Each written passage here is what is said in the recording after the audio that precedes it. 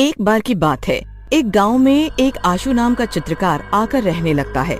आशु गांव वालों से ज्यादा बातचीत नहीं करता था और अपने आप में ही मगन रहता था।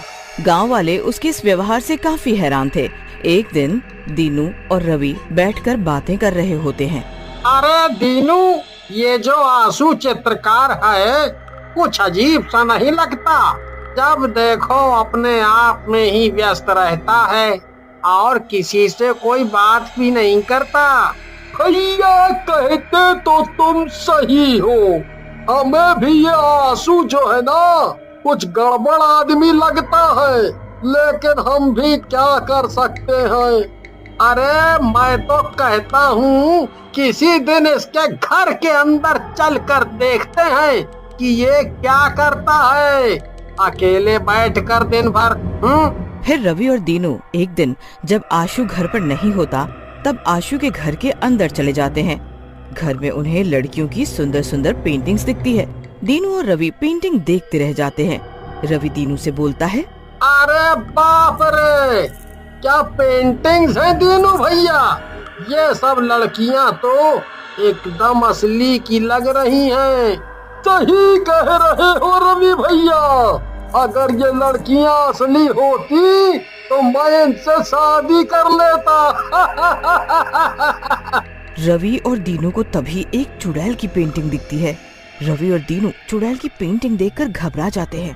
अरे रवि, देखो भैया, इतनी डरावनी पेंटिंग है, एकदम असली की चुड़ैल लग रही है। जैसे ही दीनू ये बात बोलता है, चुड़ैल पेंटिंग से बाहर आ जाती है और बोलती है, सही कह रहे हो तुम दोनों, मैं सचमुच में चुड़ैल ही हूँ।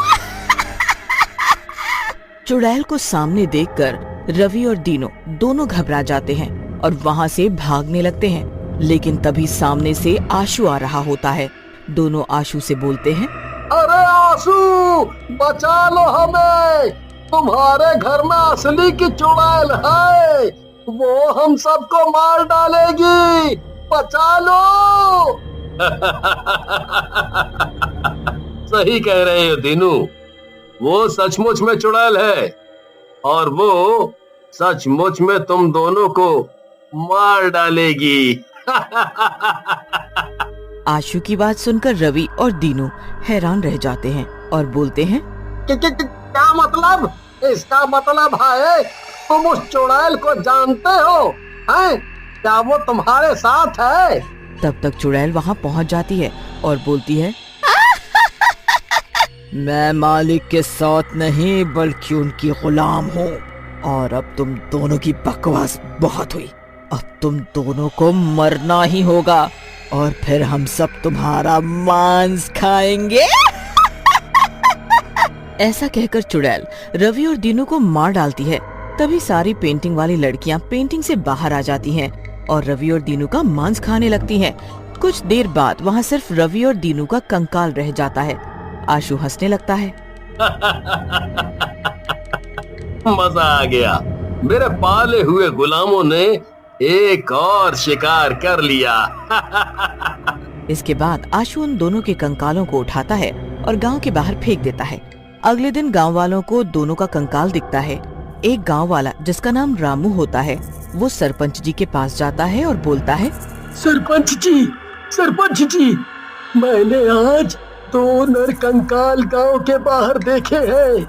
मुझे लगता है ये दोनों रवि और दीनू के ही हैं, क्योंकि वो दोनों लापता हैं।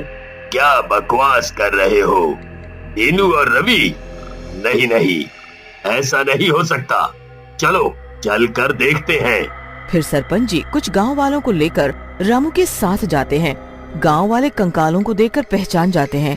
कैलाश नाम का गांव वाला कंकालों को देखकर बोलता है, ये तो सचमुच में दीनू और रवि के कंकाल हैं, लेकिन इन दोनों को इस तरह किसने मारा होगा? इनके शरीर से तो इनका मांस ही निकाल डाला। फिर गांव वाले उन दोनों के कंकालों का अंतिम संस्कार कर देते हैं। कई दिनों तक गांव में कुछ नहीं होता। एक दिन आशु अपने घर से बाहर जा रहा होता है। तभी शन्नू और सविता की नजर उस पर पड़ती है। शन्नू सविता से कहती है, अरे सविता, देख तो सही कितना खूबसूरत लड़का है। ये बिल्कुल कामदेव लग रहा है। मेरा तो इसे देखकर मन कर रहा है कि मैं इससे शादी ही कर लूं।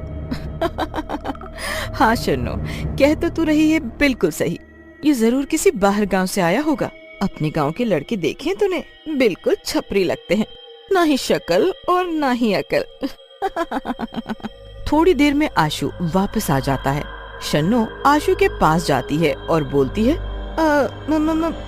मेरा नाम शन्नो है जी, आपका नाम क्या है? मैंने आपको आते जाते देखा है, आप क्या करते हैं?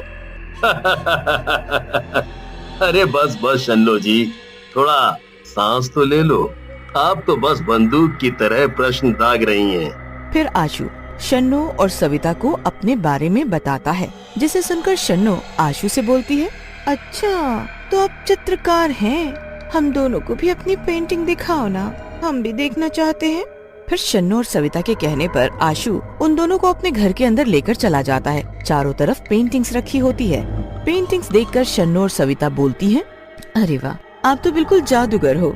आपकी बनाई हुई पेंटिंग तो बिल्कुल असली लग रही है जी। लग रहा है ये पेंटिंग अभी बोल उठेगी। तभी शन्नो आशु से अपनी पेंटिंग बनाने को बोलती है। आशु जी, आप तो बहुत ही गजब के चित्रकार हो, आप मेरी भी पेंटिंग बनाओ ना। पहले तो आशु शन्नो को मना कर देता है, लेकिन फिर उसकी जिद के आगे मान जाता है और शन्नो को अगले दिन आने के लिए बोल देता है। तभी सविता की नजर दो पेंटिंग्स पर पड़ती है। वो दोनों पेंटिंग रवि और दीनू की होती है। फिर सविता और शन्नो वहाँ से जाने लगती हैं। शन्नो बहुत खुश होती है। वो सविता से बोलती है, वाह सविता, देखना आशु ने मेरी पेंटिंग बनाने के लिए हाँ कर दी है, मजा आ जाएगा। अरे शन्नो, ज्यादा खुश मत हो, ये आशु मुझे कुछ ठीक नहीं लग रहा। तूने देखा नहीं, वहाँ दीनू और रवि भैया की पेंटिंग बनी हुई थी।